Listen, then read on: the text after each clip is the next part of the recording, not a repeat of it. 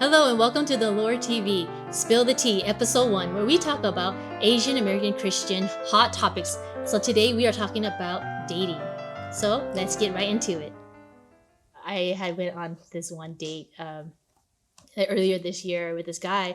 It was our first time meeting. We met online and She's laughing already. I know. It's She hilarious. knows. But he was like right away he was super touchy, and I was like, okay. And then he held my hand the first day, right?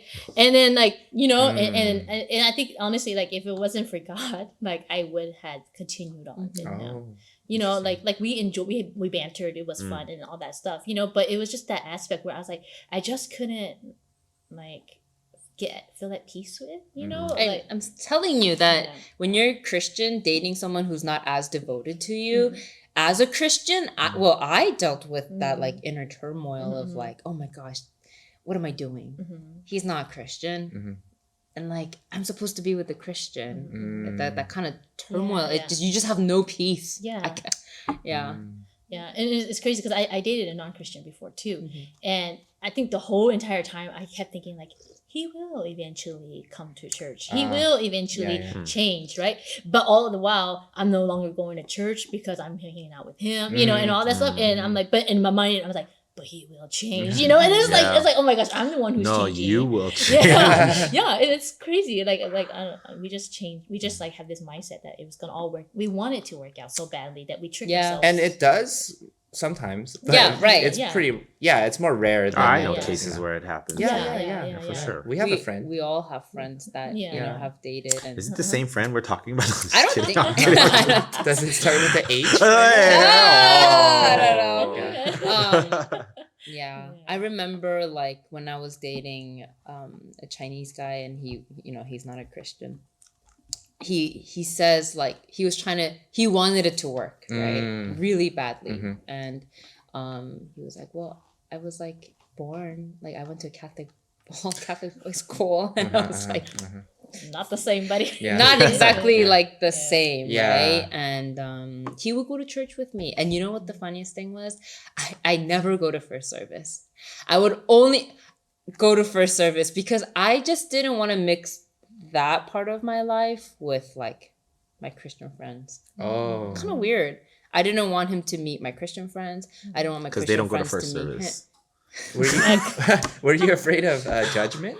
I didn't want him to feel uncomfortable. Oh, right. Him but then I judged. think, but at the same time, low key, I think I didn't want to be judged. Like, oh, you're in like a non-Christian like relationship, and I think that's something that we don't really talk about like at church. And I think it was just like, oh, I don't want them to ask questions. I don't want to answer questions. I don't want them to ask how we met. I don't want them to ask how it's going. Like, what are you? Because there was a mentor couple that I had shared with them, and they kind of had like an intervention, not like an intervention, but they had a talk with me like, hey, now you've been kind of seeing him for a while, like, what are you doing? Where is this going? Is this do you think that your relationship is pleasing to God? And I got really defensive, like, I can date whoever I want. Like, I don't need your approval. I don't need God's approval. I can do whatever I want. I'm an independent woman, damn it. But then when I really sat down and thought about it, they were very prayerful in confronting me. Like, we care about you, and, we don't want you to make a mistake. If you end up being with him, like marrying him, then we don't want you to lose sight of your faith. Yeah, right. Kind of like what Owen was saying, where you just kind of fall out of your faith. Kind of. Especially because I don't want him to meet my Christian friends, and am I really gonna keep going to church by myself? Am I really gonna? Yeah. Oh no, I'm sorry, but did he do a lot of things that were maybe like questionable for your faith, I guess? Like, oh, maybe I shouldn't be doing this kind of thing.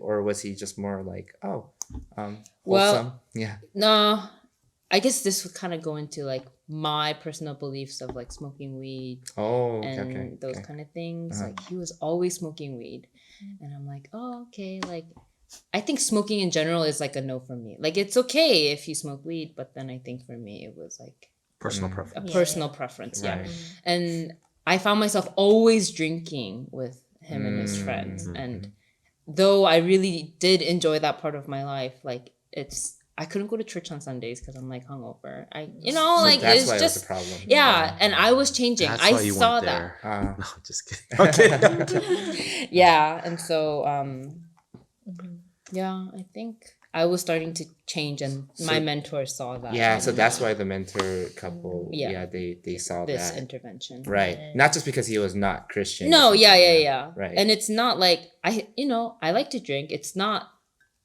drinking's not the problem. Smoking weed's not the problem. It was just Yeah, what is the problem then? That's the thing. Like, because I know a lot of Christians, that smoke weed. That No, I really right? feel like being married to a Christian, if I wasn't, I know for a fact that I wouldn't be as faithful in everything, like serving or whatever. If I like serving church or just serving God in any aspect, because you kind of back each other up. When you see some the other not doing something or doing something wrong, you'll get kind of called out on it, because we're both building each other up. And that's what I feel like a Christian relationship is compared to a non-Christian relationship. Because let's say I was smoking weed, and my wife was not Esther, it was somebody else. They might be like more like, oh, everyone does it now, but if it's like Esther, she would probably be like, why are you doing that? Is that it's like a vice, so what if she's doing that?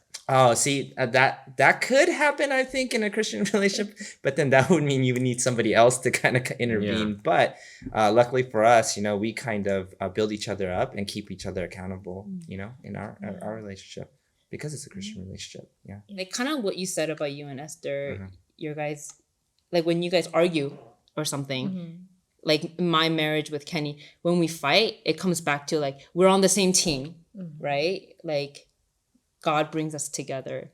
Like our main goal is to be Christ-centered. God is our goal. But then with someone who's not, I think that's the problem. With someone who's not a Christian, it's hard to find that common goal of like, what are we working towards? Yeah. Like, and then if I realize that we're not on the same track, Yeah. then it's a huge problem. Wow. But that kind of let it linger on. And, Yeah. No, I think timing is a big thing, because I was kind of like that guy. I feel like when I was a less mature Christian, where I thought I was more Christian, I would do things like that where I'm like, oh, family first. So I can miss church today. So my priorities aren't there. And I feel like, I got married, relatively young, but not super young. And I think it's because the older me was very immature, and I think if, like, let's say I met someone like you, then, and I kind of did once actually, and it did not work right away, because my priorities were not set straight at all. And so I think that is part of it for me. I wasn't there yet, and I was kind of like that guy. So I think it's right that you don't continue that relationship, because you don't know when they would get there. Yeah, I can never wait for their potential. Yeah, you don't know if they will get there. Yeah. But then, now that you met Kenny, and he was there, so that's the timing. Also, I think I'm selfish that like I don't want to sit through someone's like baby steps of being Christian. It's understandable. For me, I think I've always had that mentality of I don't want to even put myself in that situation. And so, with every time. Dating app, everything that I do regarding dating was always like Christianity was number one for me. So this person had to be a Christian. And then, of course, you meet them and they could be, like not as really, much as, like church is not that important to them. You're like, why you're a Christian? And there's actually an instance where this girl, she wrote down exactly what I was kind of looking for in a significant other, right? And she was like, oh, I love God, and was, I'm gonna serve Him, and things like that. And I was like, oh, this is actually pretty good. And so I remember when we got connected, we'd go on dates and stuff. And then I had a conversation with her, and I was kind of telling her like, oh yeah, I have this like deacon meeting, or like a cell leaders meeting, or I have like, to serve in the youth group and stuff, right? And so she asked me like, wow, you really serve a lot at church, right? And I was like, oh, I actually do, you know? And I was like, do you, you know? And I was like, what church do you go to? And she kind of shared. And then she's like, yeah, I've been there for like 2-3 years. And I was like, oh, that's great, you know? And I'm like, oh, like, do you serve at all? You know? And she's like, oh, no, you know? And then she asked me like very specific questions about like what I do for at church and things like that. And then it got to the point where she was like, you know what? I don't think this is going to work because... Like you spend too much time at church? Not necessarily that. It was more of like, she's like, I'm not the kind of girl you're looking for. Right? And I remember thinking that's so funny because like maybe what she you doesn't wrote know is herself. very different. Yeah. Right? And it's not like I was saying like, oh, you need to serve or you need to do that. But I think that's something that she felt kind of insecure about and was like, oh yeah, like I don't think this is gonna work because like I don't do any of that. And it was just a simple question like, oh, you know, you don't serve, you know, this and that. Yeah, for sure. I think like, yeah, I have experiences where like, you know, I mean, I think we are all like very heavily involved at church. You know, we serve in so many different capacities. But like even like a guy I like was dating too, he was like, why do you have to go there? Like just don't go. You know, and I was like, just don't go to church. Yeah, no, like to serve. You know, like yeah, because like I was like, red flag. Yeah. Red flag. No. He's like going to church. Yeah. He's totally fine with going to church. But then like I was like, oh, like we have like the church cleaning thing. I was like, oh, I'm so tired, but like I signed up to go. I need to go, right? He's like, just don't go. And I'm like, what do you mean just don't what? Go? You know, like I can't just not show up, you know, and like I'll have this meeting. Oh, I mean, just don't go, you know. And I'm like, you know, all he knows how to say. Yeah, and so and it's like even though he said he was a Christian, right? So like it's like our priorities are completely off too. You know what I mean? And for me, like I think it's so important to me that I'm serving and that I you know and that I'm loving on the church and everything too. But that doesn't mean that he's not saved. No, or that all. He's not a Christian. No, it's just like it's a priority. Yeah. And I don't want someone who's going to stop me, you know, from serving the Lord. And so I'm all like, it's going to bring you down. Yeah. I was like, what? Yeah, but part of it is also this. It's like it's the human flesh. No matter how much of a Christian you are, no matter how much you love God, right? There is this human fleshly need to be with that person that you falling in love with, right? And so it doesn't, and I think that's the hard part. That's the competing part with God, right? It's like this person, it's not like they don't love God. It's not that they're not a Christian and they don't serve, but like a human flesh says like, I want to spend this time with you, right? And that's the conflict to me. It's not necessarily like, oh, their core values are like, they don't believe in God and they don't, but the ones that do love God, but there is this flesh. And you know, myself, we all experience this, right? And so, you know, for him, like, I can't really like, you know, be so hard on the guy because like, definitely it's because he wanted to spend time with you, right? Oh no, it wasn't. We couldn't even meet up. Oh, what? It was just his words, lip service. What's going on? He was like, I was just trying to stumble you. You know what I mean? That's my goal. If it was like so that we can meet up and hang out and stuff like that, then I'm like, of course, like there's some times where I'm like, okay, like I don't have to go to like. Oh, so that was the reason why he just didn't want you to go. He was just like, yeah, you don't have to go, just don't go, you know. And I'm like, I was like, I think you should be encouraging me right now, like uplifting me, like encouraging me to go, you know. But he wasn't, and so then that's where Interesting. I mean, honestly, if I was dating, like I would want to make as much time as I can to, because I know like there are certain days that like for sure I have to be there, you know. But the things that I don't have to be at, you know, then I can take. You know what's really interesting though is when Kenny and I first started dating, we were doing so much church stuff together. Our relationship was strained. Like we couldn't spend time alone together because we don't want to be that couple that disappears, whatever. Yeah, I was going to actually mention that, you know, because I've had conversations with Jean about people who put that other person as higher priority over God, and they just disappear from church completely. When they were serving constantly, you know, you saw them at every function, you know, but now all of a sudden their priorities changed. They had to make time for that person they're dating. Like, for the flesh. But hers is vice versa. Ours is backwards, right? Like we were doing so much stuff with church together initially that he was like, we don't spend time together. And it's like, how do you navigate that?